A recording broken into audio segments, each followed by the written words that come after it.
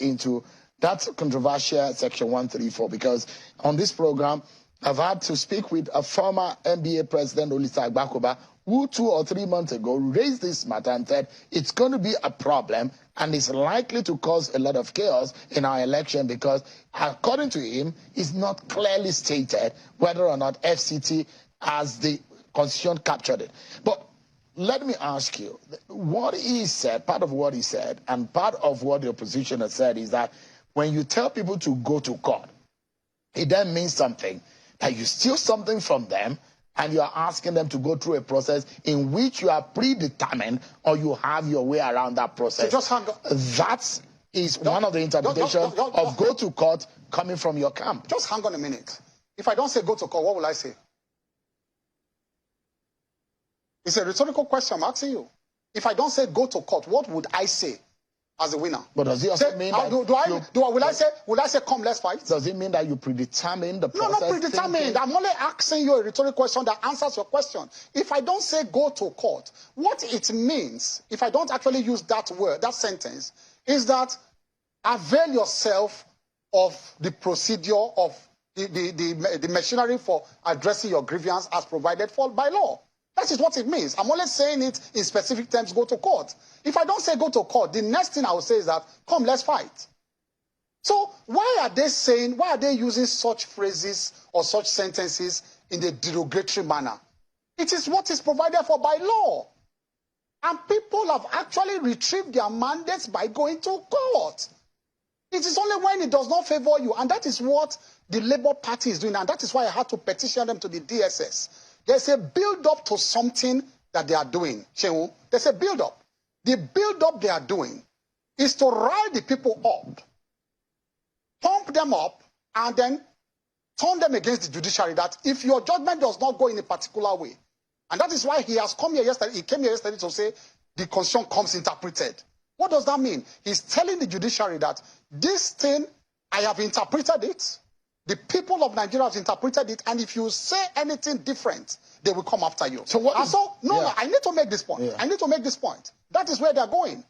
And so they are setting up a scene for rebellion.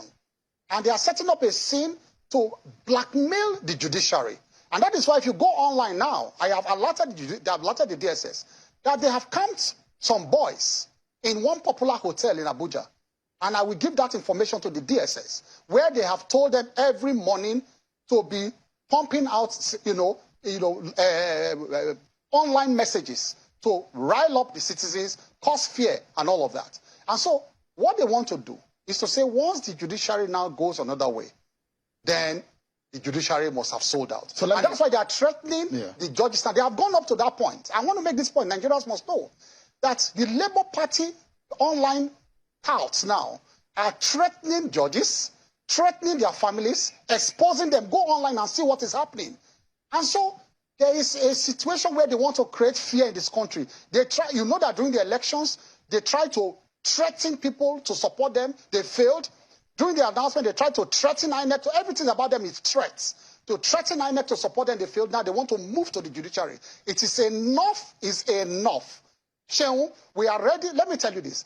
People who voted, the majority are that, who voted for Asiwaju and the APC, they are the silent majority now.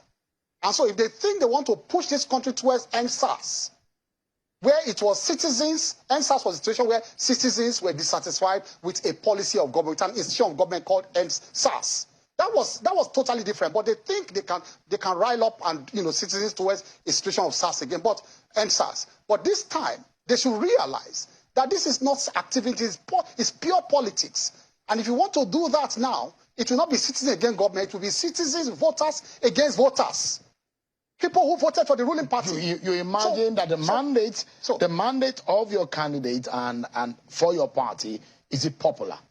So I will ask you this question, a rhetoric question again. No, I'm not supposed to answer it is. I'm supposed to be asking. No, it's a rhetoric question that I'll use to answer you. That Peter Obi, with the kind of message he preached, did he expect, in all honesty, a man who came third or saying the confessed, did he expect, in all honesty, to win in areas where that message did not go down well with people. He was telling the churches, take back your country. Take back your country from where? Now, look at the heat map of the votes. Look at the Nigerian map. Pick it up and look at the heat map of his votes. He succeeded in those areas where his messages sank in about Christians take back your country. He forayed into the middle belt where Christians are predominant and ended there. He could not go further than that place. Look at the heat map. And so the heat map exactly reflected the kind of message he preached to people. So within the ambit of the law, I'll tell you this. Within the ambit of the law, if someone is hurt by a process and he lost out in the process and he thinks that that loss was illegitimate, he was edged out illegitimately within the ambit of the law, does he not have the right under the law and the independence of mind to be able to speak out? Oh, there. But you don't say you don't recognize a legitimate government. That is treasonable felony. What Peter Obi and Dati Ahmed are doing is treasonable felony, and we must draw the line for them now. That is your interpretation. No, it is not. It is because it is the courts to when you don't recognize a legitimate government that has gone through the process and it is legitimate, and you say you don't recognize it, you want to live your own life, it is treason. And let me tell you this. That's how you interpret it until the courts now say... What Peter Obi... that is when they will defend themselves now. But you must be charged first. Do you understand me? You will be charged for that. That's what I'm telling them to do. I'm not interpreting. They will charge them for that. Charge them and go and defend yourself. Why you are calling on people to protest? That's the remit of the states to do. Though. Yes, that's what I'm saying. That's why I've submitted myself to process. Have I not? Did I come here to say I will go and arrest them physically? I'm a senior lawyer. I've instituted the process. I have started the process. And you see, what they are doing, let me tell you, they are living in a bubble of their own. Peter Obi, Dati, and his supporters, I'm saying this on air, they are living in their own bubble. They are not hearing the other voices of Nigerians who are saying, we hate your bigotry.